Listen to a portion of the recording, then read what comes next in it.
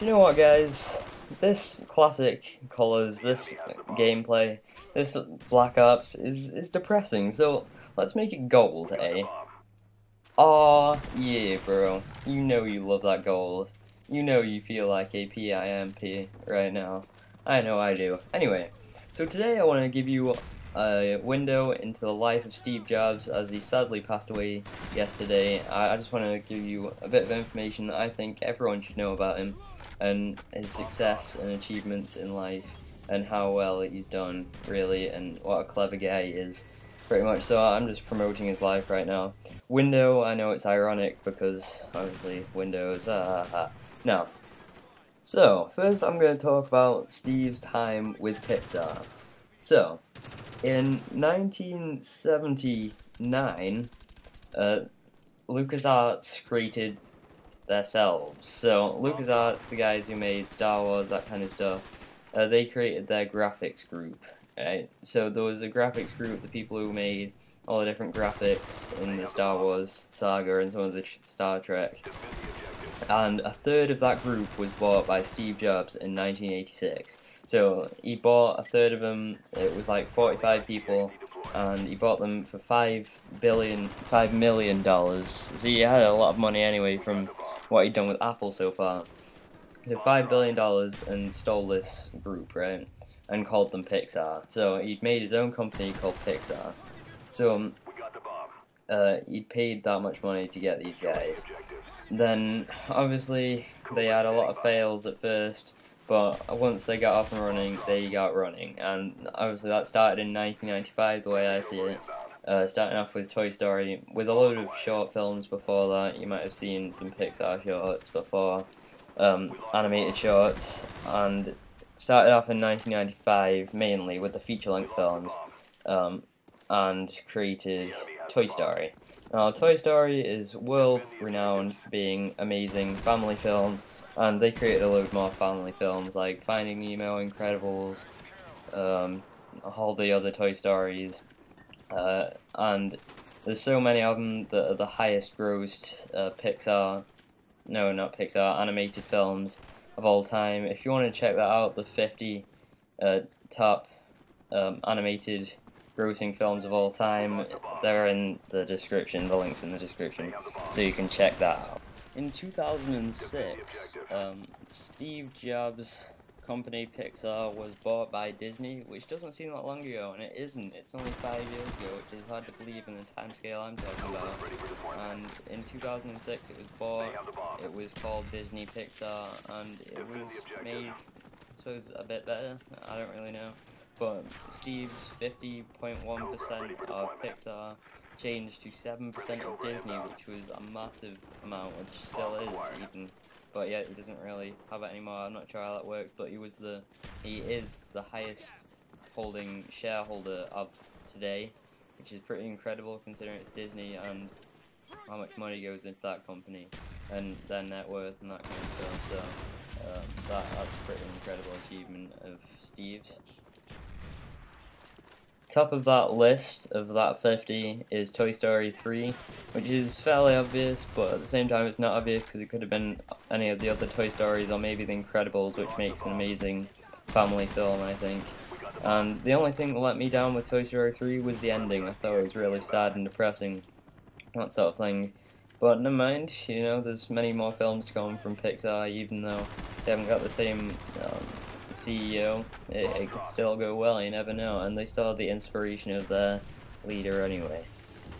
Now I just want to talk about some of the success he had with Apple, and in the late 1970s he created the best of its time computer, the second generation of Apple computer. It wasn't called the Mac at that point in time, and it was pretty good. It sold quite well. It sold something like 2 million, which must have been good at the time or something, because it doesn't seem that amazing, but obviously they earned millions of dollars and that sort of thing, so that was good.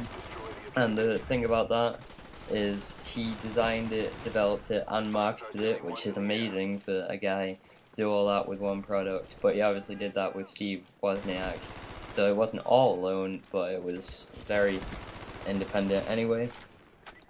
There's a lot of various success I could talk about in the next few years, but I'm just gonna cut to the mobile devices, in starting in the 2000s, because I don't think you'll want to hear about the other kind of stuff because it gets quite long and droning, really, considering the amount of stuff they made. Well, in 2001, they created the iPod, the revolutionary MP3 device, which was amazing, and everyone could just slide their files into this amazing little device that could fit in your hand, just about iPod Classic. So that was a brilliant invention by Steve and his pals over at Apple. Um, Later on, in 2003, they created the iTunes Store, so they could store all their music in one bit of software, and people could also buy their music online, which is an amazing help. So no more CDs from then on, although a lot of people did burn their CDs onto their computer, which was pretty convenient for them as well, so that was really good. And obviously you had the detection of what album it was if you would burn it or whatnot, that sort of stuff, and the name came up and all that kind of stuff. So that was incredible too. In 2007, incredibly innovative and revolutionary product came out, which was the iPhone, which changed calling and MP3ing as we know it now. If he hadn't have made it, then I don't know what we would have been doing. But it's amazing, and the App Store came out in the same year for the iPod Touch as well as the iPhone, and everyone has an iPhone, most people, unless they have like a BlackBerry or something, but that's only since recently. In those years like 2008, 2009, everyone had an iPhone, which is amazing to have that sort of stretch across the world, to just reach to everyone in the world using your iPhone. And everyone had one, which is, and the global idea of someone having a product and everyone having a product is really quite incredible. In 2010, he brought out the iPad, which isn't that revolutionary, but it's still, he thought it'd be incredible, but I don't think it was. I have one personally, and I don't think you need one if you've got a laptop. It just looks like they've stretched it or something, but it's still pretty awesome. Anyway, to finish off, in 2004, he was diagnosed with pancreatic cancer, which was terrible, and he thought he was going to die. And amazingly, he didn't die because it was a rare form, they said, and they said the evening he found out he had it, it was a rare form that they could surgically remove, which was amazing. It was like a miracle. It was magical for him at the time.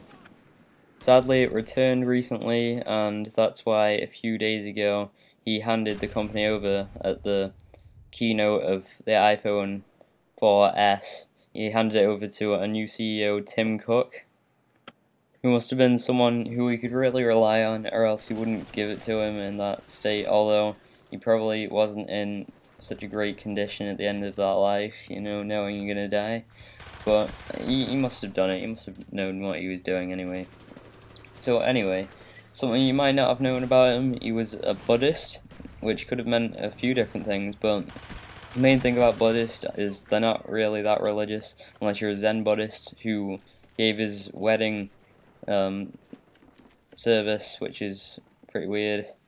And, well, it's not weird, but he must have been quite a strong Buddhist if a Zen Buddhist gave his marriage, so that's something to think about. So now he's left the world to his wife and his 3 kids, and left a lot of people sad and depressed, but he's had a brilliant life, he's achieved a lot. He's left his wife and 3 kids, but his kids aren't really kids anymore, they're like in their 30s, some 20s. So on a lighter note, just to finish off, I'd like to read to you Obama's speech on what he said about Steve, and then also I'd like to read Bill Gates' speech on what he thought about when he knew he died.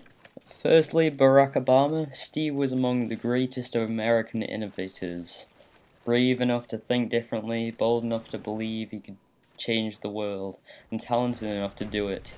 By building one of the planet's most successful companies from his garage, He exemplified the spirit of American ingenuity by making computers personal and putting the internet in our pockets. He made information revolution, not only accessible, but intuitive and fun, and by turning his talents to storytelling, he has brought joy to millions of children and grown-ups alike. Steve was fond of saying that he lived every day like it was his last, because he did. He transformed our lives, redefined entire industries, and achieved one of the rarest feats in human history. He changed the way each of us sees the world. Now, personally, I think that's incredible, the fact that that's the gravity of his death, the fact that the president, or the leader of the world, I suppose you could say, leader of the highest nation in the world, has said such an incredible speech about the man. It just shows a lot, the fact how innovative his ideas were, how he's changed everything, how he's changed technology, how he's changed communications, and making the internet in our pockets. I think it was an incredible speech. Also, Bill Gates gave an amazing speech saying, "I'm truly saddened to learn of Steve Jobs' death. Melinda and I extend our sincere condolences to his family and friends, and to everyone Steve has touched through his work." Steve and I first met nearly 30 years ago and have been colleagues, competitors, and friends over the course of more than half our lives. The world rarely sees someone who has had the profound impact Steve has had, the effects of which will be felt for many generations to come. For those of us lucky enough to get to work with him, it's been an insanely great honor. I will miss Steve immensely. Now that is incredible.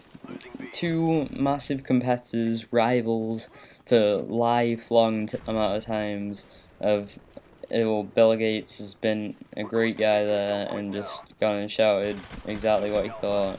The fact that he thought he was a great guy, the fact that he shaped people's lives, and the fact that everyone's worked with him must have been honoured because he's been such a great man and he's achieved so much, and the fact that he's come up with all these innovative ideas and thought up these such advanced technology. So that also gives you some of the gravity that's going on here in the course of action of today, of his death. One more thing that I'd like to say that I could take away from today and yesterday, which is something Steve Jobs definitely did, that, you know, dying isn't so bad as long as you've left your mark on the world, and Steve definitely left his mark.